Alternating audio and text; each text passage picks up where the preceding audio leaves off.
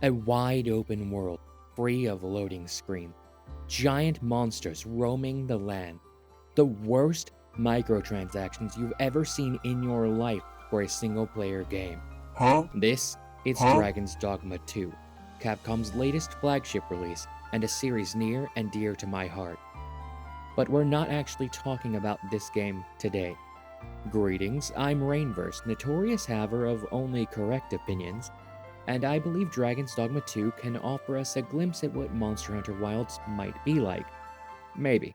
What better place to start than the literal beginning of the game and the absolute monster factory of a character creator to be found there? Now, World had a pretty good character creator, Rise was slightly better, and following this evolution, Dragon's Dogma 2 has the best one yet.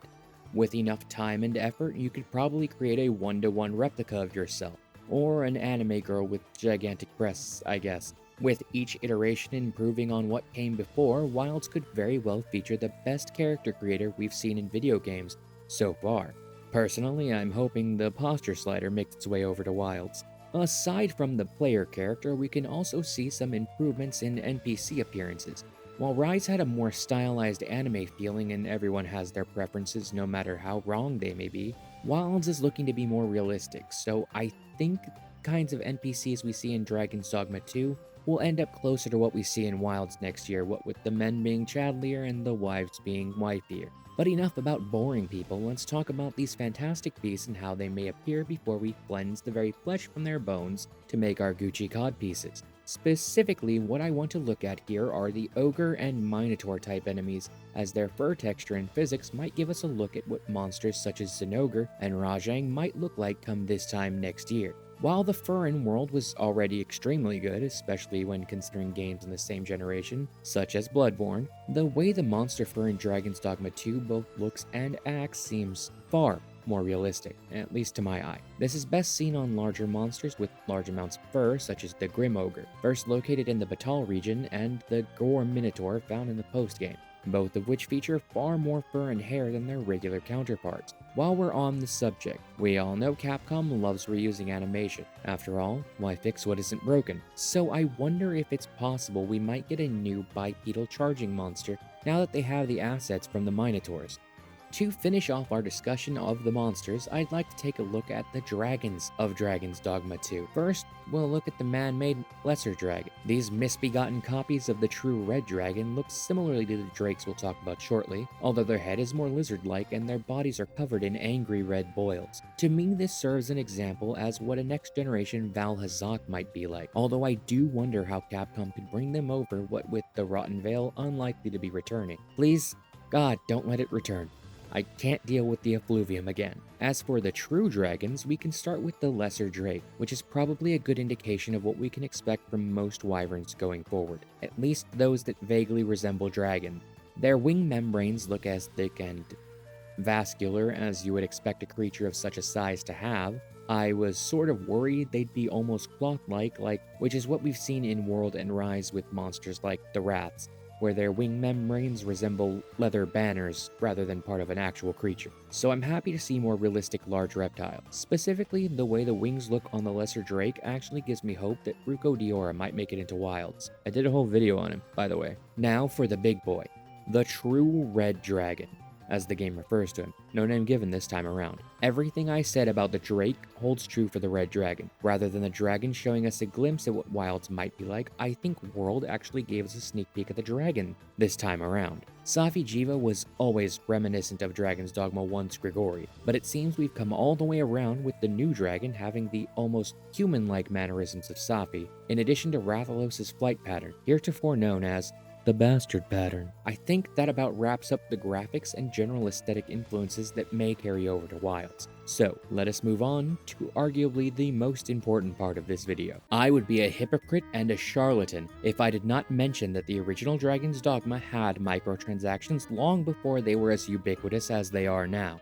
We can assume the Rift Crystal MTX available in that game did not do too well, as all MTX were removed in their entirety when the game finally came to PC in 2016, and did not reappear for the next-gen console release either. Does this justify the god-awful microtransactions in Dragon's Dogma 2. No, it doesn't matter that all of the items offered are easily obtainable in the game just by playing. If anything, that makes them worse, because they are looking you straight in the eyes and asking if you're a fucking idiot. Sadly, for many people, the answer is yes. But what does this have to do with Wild? Well, World and Rise both have microtransactions available. World alone has $476 American dollars worth of DLC, if we subtract the Iceborne expansion and soundtrack. Rise, on the other hand, has so much DLC that Steam doesn't actually give me a total, which is just a whole fucking thing. But it's just cosmetics and optional decorations for your house, man. No one's forcing you to buy it. These are the arguments of people who are being paid by Capcom or are just idiots. Yes, that includes your favorite content creators as well as mine. They were the first to defend the MTX in Dragon's Dogma 2 because they relieved special favor from Capcom. Now, that's fine for them to do. Get your bag by any means necessary. I'm not going to shame anyone for how they put food on the table. I just want you to understand that these words are always, without exception, said while corporate cum is dripping from their lips. As I've discussed in a previous video, I fully believe Capcom's anti-mod stance is entirely based around poor reception and sales of their cosmetic microtransactions for World and Rise. After all, why would we spend $5 on a layered weapon if you can just go to Nexus Mods and download 1,000 of them for the free? This point leads into two others, maybe three, I don't know. The first point is that we can already expect Wilds to have an inordinate amount of DLC, probably more than World and Rise combined if I'm being honest. I would genuinely be shocked if free layered gear made a return. This of course includes any collab events like the ones we saw in World and Rise. The second point is that I think we should expect Wilds to have de novo bogging it down at the very least for the PC route. While I wish it weren't the case, I sincerely doubt that Dragon's Dogma 2 will be the last Capcom game with this abhorrent stain on gaming inserted into it. As for what garbage MTX we can expect in Wilds, I think the list is pretty obvious. Layered weapons, armor, appearance change vouchers which still make no sense, as well as cosmetics for our mount. In fact, let's talk about the appearance change vouchers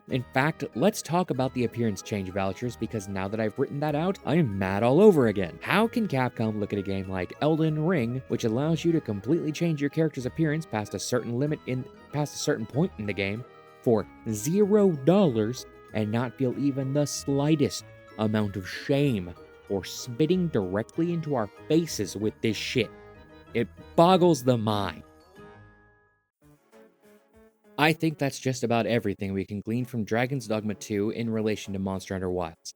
However, I do plan to do a few more runs through DD2, so maybe I'll have some neuron activity while doing so, and bring you a few more guesses.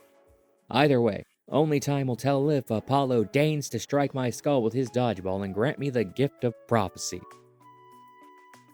Alright, you know what time it is, boys. Let's talk about the business. First, the obligatory groveling. If you enjoyed this video, even slightly, like if the corners of your mouth pulled up even a millimeter while watching this, I would greatly appreciate it if you would consider pondering the idea of liking this video and subscribing to the channel. We are so close to 300. Please. Secondarily, I do plan on releasing a lore video for Dragon's Dogma 2 at some point in the future, whether you want it or not, I don't care anymore.